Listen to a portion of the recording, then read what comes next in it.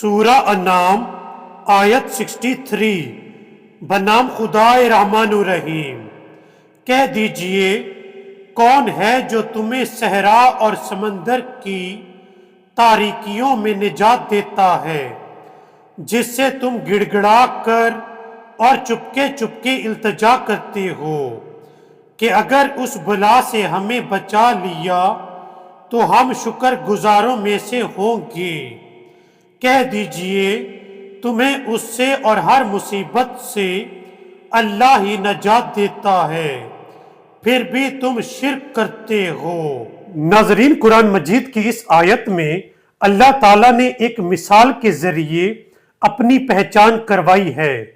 اللہ تعالیٰ فرماتا ہے کہ جب تم پر کوئی مصیبت آتی ہے تو تم گڑ گڑا کر اور چپکے چپکے کس سے التجا کرتے ہو؟ بے شک اللہ ہی ہے جو تمہیں ہر مصیبت سے نکالتا ہے۔ اس لیے ہمیں چاہیے کہ اللہ کی پہچان کیا کریں اور سچے دل سے اللہ پر ایمان رکھا کریں۔ اب چلتے ہیں قرآن مجید کی اگلی آیت کی طرف۔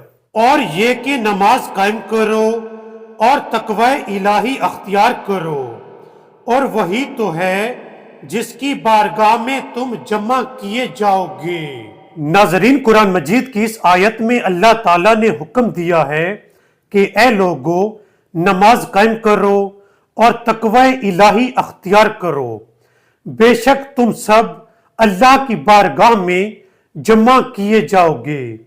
اس لیے ہمیں چاہیے کہ باقاعدگی کے ساتھ نماز ادا کیا کریں اور تقوی اختیار کیا کریں۔ اب چلتے ہیں قرآن مجید کی اگلی آیت کی طرف۔ اور وہی ہے جس نے آسمانوں اور زمین کو برحق پیدا کیا، اور جس دن وہ کہے گا ہو جا تو ہو جائے گا، اس کا قول حق پر مبنی ہے، اور اس دن بادشاہی اسی کی ہوگی۔ جس دن سور میں پھونک ماری جائے گی، وہ پوشیدہ اور ظاہری باتوں کا جاننے والا ہے، اور وہی با حکمت خوب باخبر ہے۔